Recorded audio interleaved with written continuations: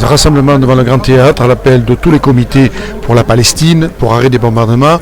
André Roosevelt nous parle au micro de TV33. Roosevelt, Union juive française pour la paix. Vous en avez voulu aux médias qui ne font pas leur boulot d'information correcte. Les médias vous donnent la parole. Qu'est-ce que vous avez envie de dire concernant les médias? Allez-y. Je prie les médias alternatifs d'excuser ma formule. Effectivement, c'est bien sûr des médias dominants dont je parle.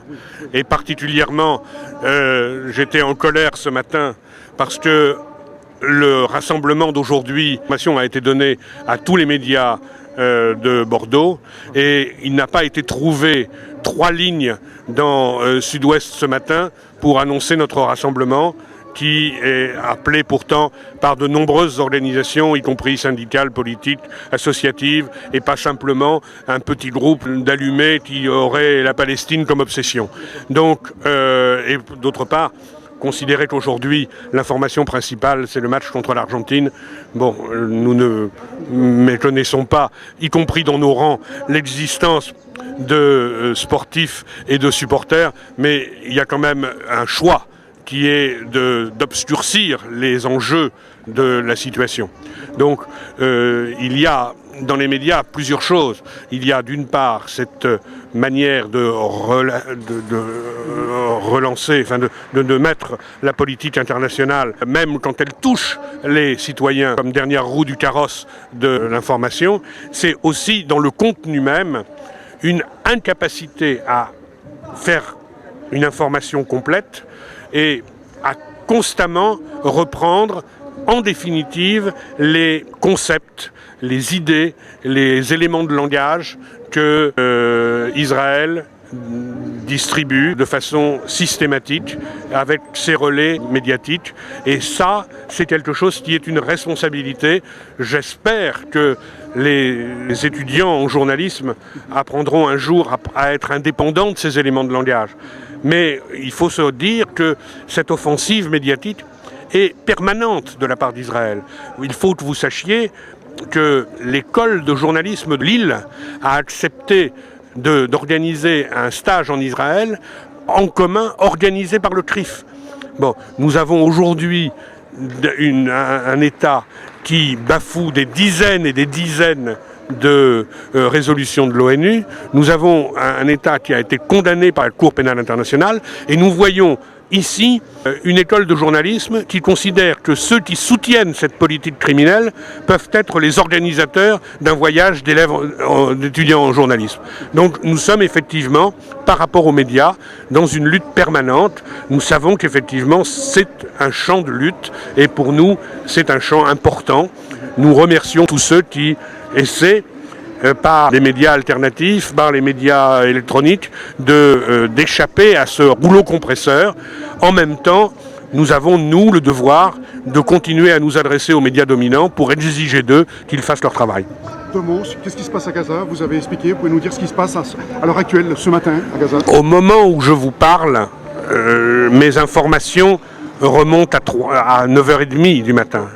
Et notre correspondant à Gaza, principal, j'ai envie de dire, celui qui nous donne des informations fiables, quotidiennes, et même heure par heure en ce moment, c'est Ziad Medouk. Ziad Medouk qui a été accueilli déjà à Bordeaux par Palestine 33 et qui est professeur de français à l'université de Gaza. Et il est capable de nous dire, heure par heure, que les bombardements continuent et que visiblement les cibles ne sont pas les rampes de lancement des missiles, que les cibles, ce sont des écoles, c'est un stade, c'est des administrations, c'est une volonté de terroriser la population et bien sûr les victimes sont des victimes civiles qu'ils nous apportent tous les jours. Regardez, je le dis à vos auditeurs et téléspectateurs, prenez n'importe quel des sites, même le site du Figaro, je le disais, montrait à quel point il y avait non pas un affrontement entre les pauvres roquettes de Gaza et l'armée israélienne, qui en est à tuer des enfants avec des missiles sortis d'un F-16, mais qu'il y a véritablement une agression violente contre la bande de Gaza. Il y a des élections qui vont se passer en Israël. Est-ce que la guerre arrange Netanyahou pour le réélire Premier ministre? Est-ce qu'elle arrange cette guerre quelque part par là? Malheureusement, c'est ce qu'il pense en tout cas. Visiblement, l'histoire électorale israélienne est ponctuée de ces attaques contre Gaza quelques mois auparavant. C'était déjà le cas au moment de Plomb durci, c'est encore le cas cette fois-ci. Il y a l'idée, malheureusement dominante, qu'on gagne des voix en montrant sa fermeté, entre guillemets, et la fermeté, c'est le crime et la violence.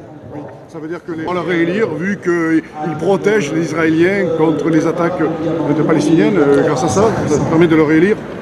Est-ce qu'il se sert de ça, justement ? Il se sert de ça. Pour le moment, ça a marché.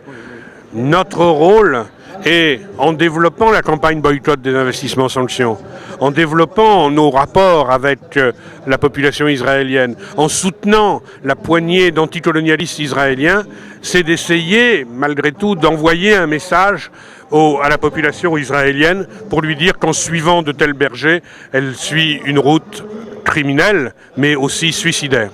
Quel message fort vous avez envie de lancer sur Internet, nos internautes qui regardent sur contact? Qu'est-ce que vous avez envie de lancer comme message fort? Les gens devraient plus se mobiliser.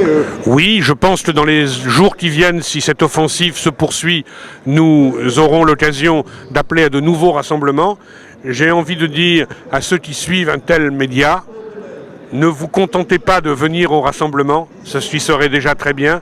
Réussissez dans vos associations, dans vos syndicats, dans vos partis, à convaincre que ce n'est pas une affaire de spécialistes, une affaire d'allumer de la solidarité internationale. En tant que citoyen français, en tant qu'habitant de ce pays, l'intérêt de tous, c'est que la France cesse d'être complice de l'impunité d'Israël. À notre micro, Patrick Serre de Palestine 33, qui nous explique lui aussi la situation en Palestine. Petit mot, vous êtes de Palestine 33, oui. Devant ce qui se passe à Gaza, vous avez pris une prise de parole. Qu'est-ce que vous pouvez dire devant cette situation dramatique de ce qui se passe dans ce pays? Alors, ce qui se passe, comme je l'ai dit tout à l'heure, est surtout scandaleux de la façon dont c'est reproduit ici en France par les médias les plus importants, bien évidemment. On ne cite pas tous les médias, ils ne sont pas tous à jeter dans l'opprobre, mais présenter ce qui se passe actuellement comme une riposte israélienne à une attaque du Hamas en particulier à Gaza est proprement scandaleux. Une fois de plus, le gouvernement français se vautre littéralement dans la collaboration, et j'utilise le mot à dessein, avec la politique israélienne de colonisation. Une fois de plus, il manque de lucidité politique, car Israël est en train de poursuivre une politique absolument suicidaire, et l'État français, via ses représentants, est en train de leur donner les armes pour se tirer une balle dans le pied. Donc on est là aujourd'hui, nous, pour dire que ça suffit. L'impunité d'Israël doit cesser. Le droit international doit s'appliquer. Et les négociations doivent reprendre immédiatement, mais avec l'appui de la communauté internationale. Parce qu'on voit bien que les négociations, si on laisse un peuple surarmé en face d'un peuple complètement exsangue et sans aucun moyen, ce n'est pas de la négociation. On le voit bien depuis 60 ans. Donc il faut rééquilibrer les forces et que véritablement la communauté internationale, la justice, la paix et le droit reprennent véritablement une œuvre nécessaire dans ce conflit. Donc, on peut dire que pour conclusion, il faut que les gens se mobilisent plus que ça. Bien sûr, parce que malheureusement, seul le poids de l'opinion publique va faire qu'à un moment donné, la communauté internationale et les dirigeants de tous les pays, ou de beaucoup de nos pays, renversent leur point de vue et acceptent enfin de considérer qu'il faut que le droit international s'applique. Il nous paraît, nous, plus efficace dans l'immédiat par rapport à ce qui se passe, qui est catastrophique à Gaza, de faire des actions de mobilisation de rue pour signifier au gouvernement français que sa position est scandaleuse et qu'il faut qu'elle change rapidement. Pour conclure, quel message fort vous avez envie de faire passer à ceux qui vont sur le reportage? Bien, on a envie de faire passer le message qu'aujourd'hui, il faut arrêter cette escalade meurtrière d'Israël et il faut que la paix reprenne droit dans cette région du monde au plus vite possible. Voilà. Merci beaucoup, c'est gentil. Puisse encore tolérer de la part des autorités de Tel Aviv